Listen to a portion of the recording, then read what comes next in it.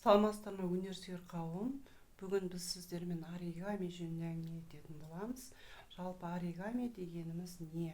Оригами дегеніміз жапон тілінен аударғанда бүктелген қағаз дегенді білдіреді. Яғни қағазды бүктеп, одан неше түрлі бұйым жасауға болады.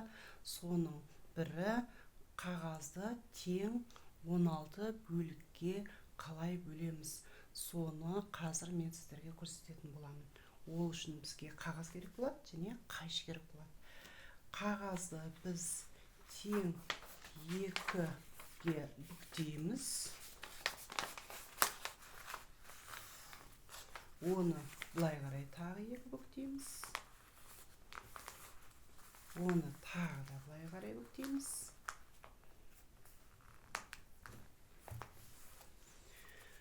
Оны және былай бүктейміз.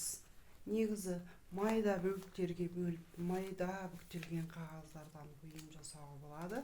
Және ірілеу етіп, оны тек қана 8 бөлікке бөлуге болады.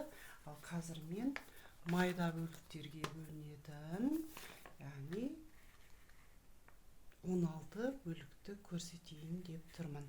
Міне біз бүктеп алған қағазымыз міне мынандай өлшемде болды. Оны біз қайшыға ыңғайлы болу үшін ашып, сол сызықтармен қиямыз. Қазір қиған кезде көресіздер, бұл тең 16 бөлікке бөлінеді.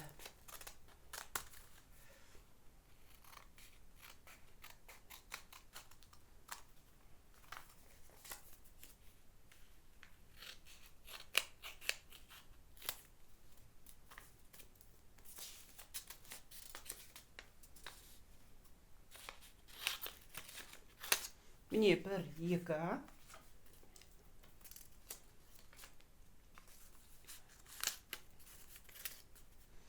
3, 4,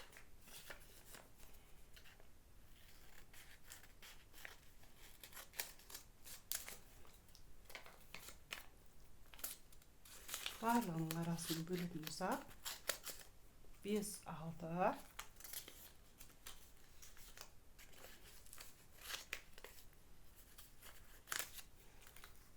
7, 8, 9, 10, 11, 12,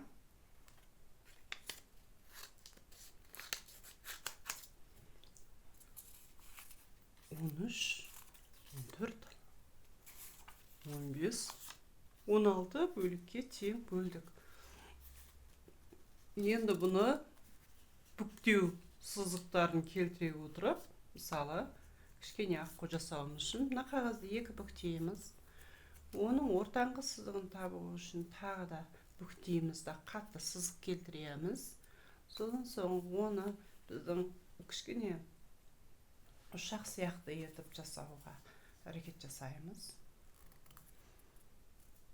Қайтадан оңғартып, кішкене ұштарды, міне қарасаңыздар, кішкене ұштарын ішке қарай қайырамыз.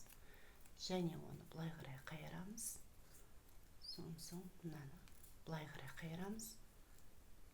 Біздің қанаты бар, қалташасы бар, міне ішінде 2 қалташа. Осындай бүктелген қағазымыз дайын болды. Осындай етіп, көп етіп дайындаймыз, және оны келесі сабағымызда құрастыруды үйренеміз. Үйренгендеріңізге рахмет, қажеттеріңіз жаратасыздар. Қош сау.